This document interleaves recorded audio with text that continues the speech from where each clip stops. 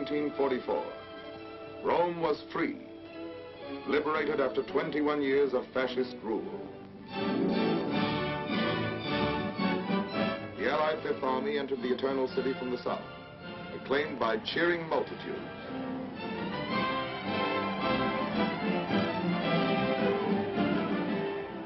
Through the streets where the chariots of the Caesars once rolled, tanks and trucks rumbled past historic landmarks. Colosseum, the Forum, the Victor Emmanuel Memorial, tomb of Italy's unknown soldier, the Piazza Venezia, where Mussolini looked down from his balcony upon the people he had led to sorrow and ruin. The liberation of Rome was part of the all-out offensive in Italy, coordinated with drives upon the Nazi fortress from England and Russia. The Germans were driven from Rome exactly 9 months and a day after the beginning of the Allied campaign in Italy. Conceived by the combined chiefs of staff, the campaign had 2 phases. In phase 1, we sought to achieve certain preliminary objectives with a limited amount of troops and equipment. What were the objectives of phase 1? Most important of all was securing complete control of the Mediterranean. Even after clearing the Axis out of North Africa and overrunning Sicily in 38 days, our shipping was still threatened by Axis air attacks from the Italian mainland. Our second objective, to exploit Mussolini's overthrow by knocking Italy out of the war. Our third objective was to capture the main Nazi airfields at Foggia.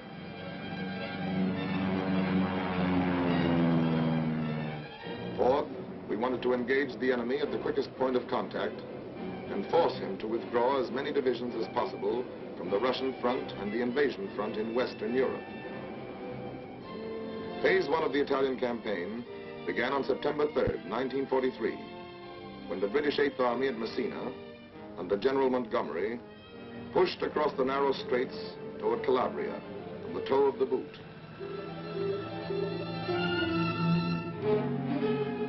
And landed there virtually unopposed.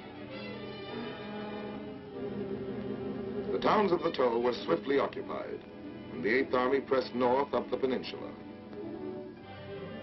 By September 8th, we had swiftly accomplished one of our objectives when General Eisenhower announced the capitulation of Italy. The Italian fleet surrendered, and 66 Italian divisions laid down their arms.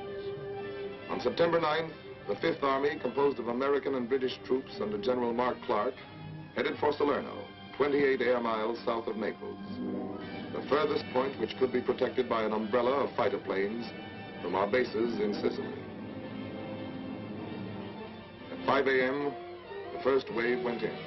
Seized German film shows the Germans entrenched on high ground, overlooking the harbor and beaches. They had moved in the day before, determined to prevent our landings. Despite heavy enemy fire, the first wave swarmed ashore with timetable precision. But before we could consolidate our positions, the Germans intensified their attacks.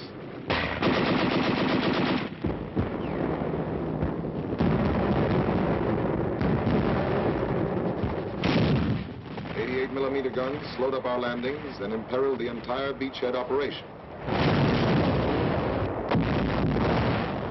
Despite heavy support from the combined fleets, the situation grew more critical.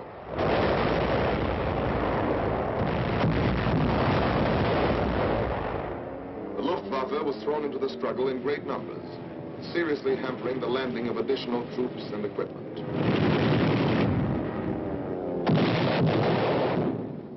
Support from the RAF and the 9th American Air Force reached its peak when 1,860 sorties were flown against German troop concentrations on September 14th. On that day, the German news agency announced that Salerno was another Dunkirk. Actually, the beachhead had been secured, despite heavy losses.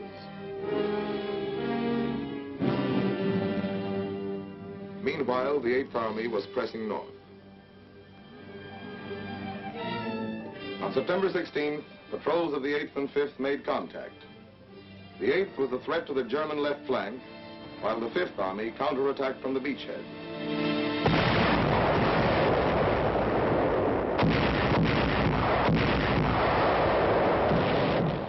The Germans fell back fighting before the Allied assault. Tommies and doughboys drove them out of the foothills and pressed after them. The German withdrawal was complete. General Clark's order of the day read, "We are here to stay. Side by side with the 8th Army, the 5th Army will advance." On September 27th, the 8th captured the Foggia airfields, achieving 2 more of our objectives. Our Mediterranean shipping was now relatively safe from air attack, and from Foggia we could bomb southern Germany and the Balkans. As the Russian armies advanced, we could operate in close support with them, bombing rail junctions and military installations in the German rear. Budapest, Belgrade, Bucharest, Ploesti, Sofia. On October 1st, 3 weeks and a day after the Allied landings at Salerno, the 5th entered Naples, one of the great ports of the world. The damage done by the Germans was soon repaired, and it rapidly became our main supply artery. As our troops pushed north, they passed countless thousands returning to their battle-scarred homes.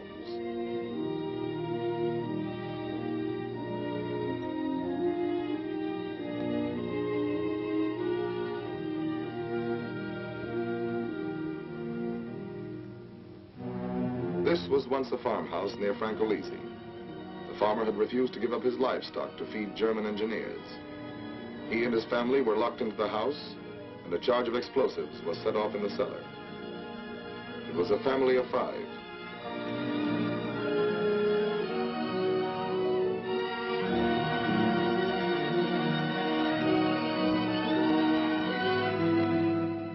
One month after our landing, we reached the Volturno River. There, the campaign became a battle of rivers and mountains, fought through autumn torrents, wind and rain.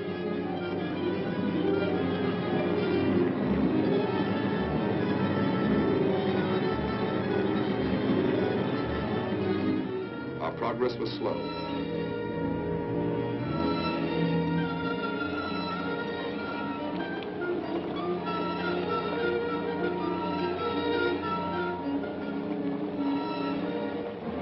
Advance units sometimes clung to their rain-soaked positions for 30 days without relief.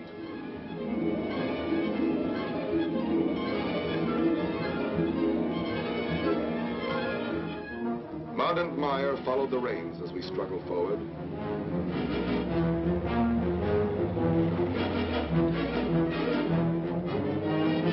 Throughout the centuries, there have been hundreds of wars in Italy, but only once has it been conquered through these mountains. Winter brought snow, ice, and freezing temperatures. A topographical map shows how the mountains lie like an endless row of fortresses, each protected by its moat, a river at right angles athwart our line of march. Here, weeks were consumed forcing a single pass, crossing a single river.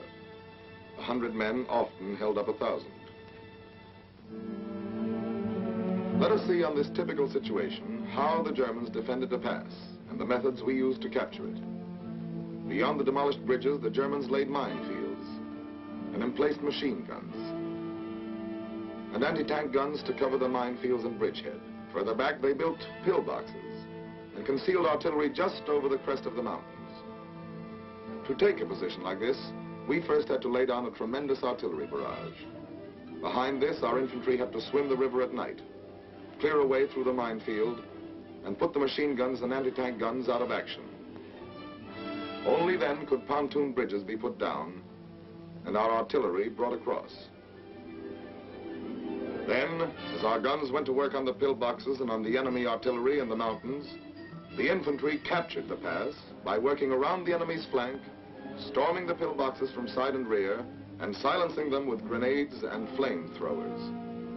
Much of the time, the going was too steep for vehicles, and muscle and mule took over. Supplies were brought through over precarious trails.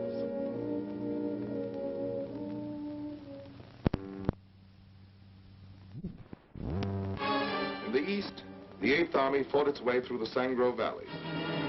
Their attack on Ortona was met by determined Nazi resistance. Powered by tanks, the Germans counterattacked desperately. For 18 days, tank battles and hand-to-hand infantry fighting raged through the streets.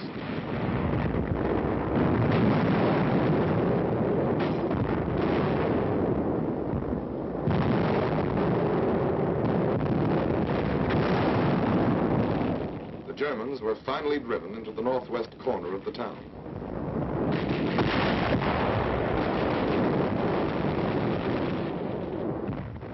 Outfought, exhausted, the enemy pulled out. The 8th pressed after them.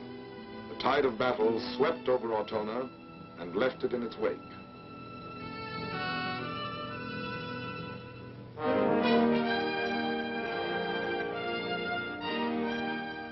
When General Eisenhower visited the Central Front, it was 3 months since we had crossed the Volturno. We had advanced 12 miles in this sector, sometimes at the cost of a man a yard, and were facing Cassino, key to the strong Gustav Line, which the Germans had orders to hold at all costs. Cassino lies on the northern slope of the Liri Valley, through which runs the Via Casilina, Highway number 6. Possession of the valley and the mountains overlooking it from both sides would take us forward to the foot of the last mountains, barring our way to Rome. Our plan was to force the Rapido River both to the north and south of the town.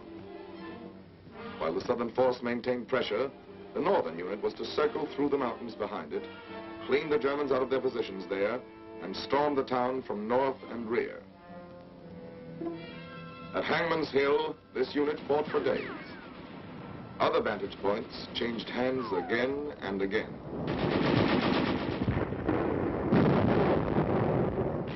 Finally, another force which had crossed the Rapido from the south fought its way into 1/3 of the town. There, superb enemy resistance turned the battle into a stalemate.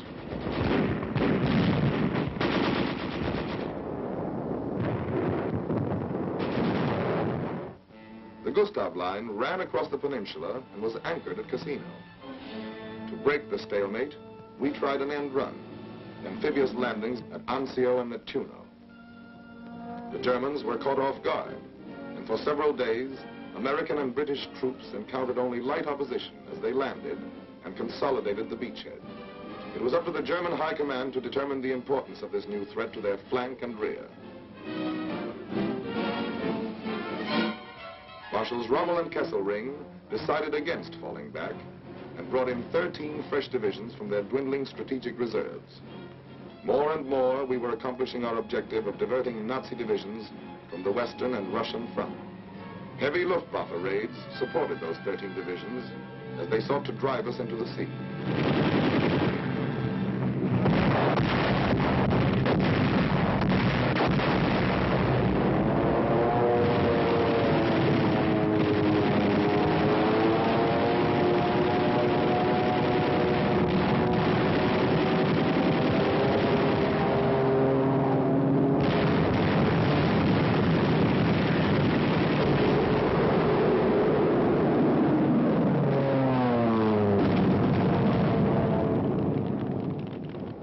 Back 3 powerful German attacks, holding the 100 square miles of beachhead area with innumerable small infantry fights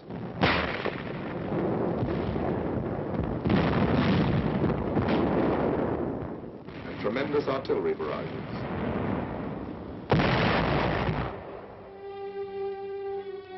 We paid a heavy price to hold the Anzio beachhead in casualties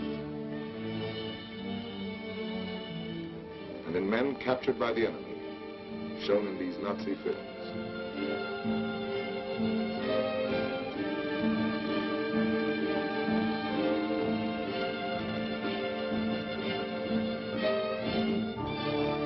Back at Cassino, the fight continued. The Germans held an obvious advantage by their occupation of the Benedictine Abbey above the town. They were asked to abandon it and refused. We had no alternative but to bomb the abbey to save soldiers' lives.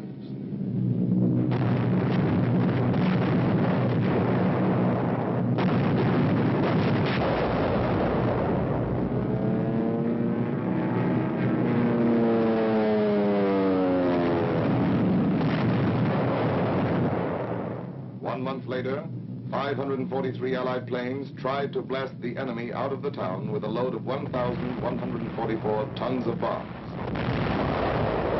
The Germans took cover in caves and tunnels.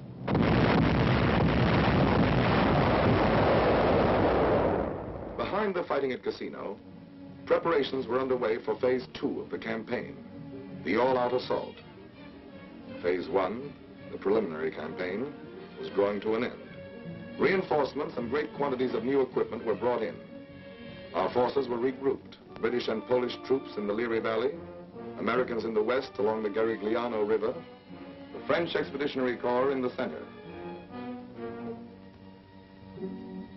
By sunset, May 11th, preparations had been completed. All along the front, the German-dominated heights were under the muzzles of Allied guns. At 11 p.m., they went into action.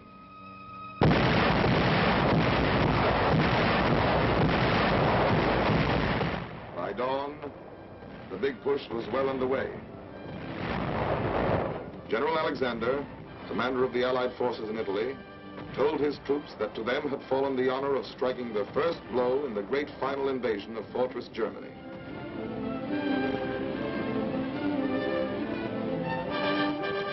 Between Cassino and the western coast, the powerful blows launched by the British, Poles, French, and Americans shattered the Gustav Line. By May 17th, only Cassino remained in German hands. Behind tanks hampered by the wreckage, British, Indian, and Polish troops fought their way in.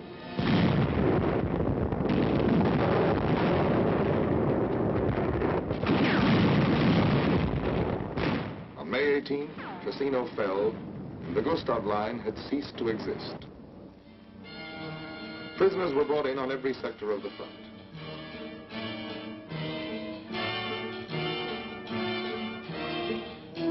Thousands more were slain.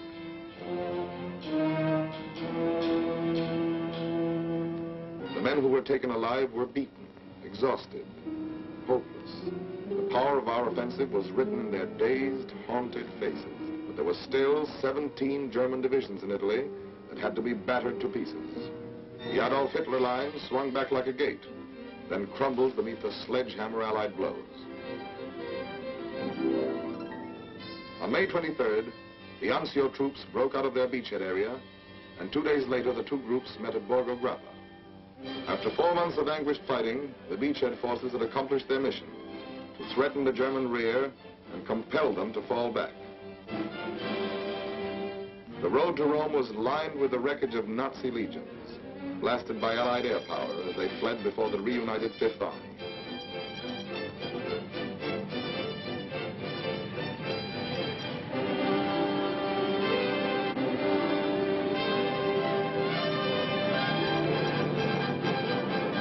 In 12 days, the mounting fury of the Allied drive threw the Nazis back to the outskirts of Rome. Films taken by Italian anti-fascists show the evacuation of Rome, one of the greatest blows of the war to Nazi prestige. The streets were deserted as the Nazis left.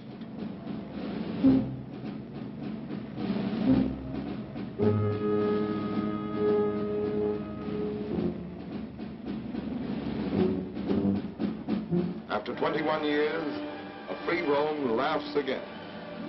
A free Rome speaks again. A free Rome reads again.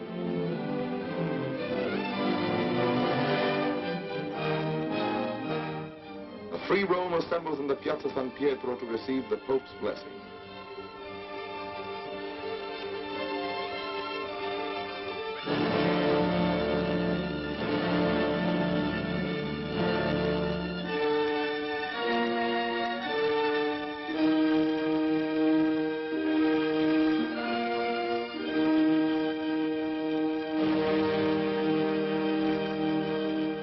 Free Rome prays, remembering the dead.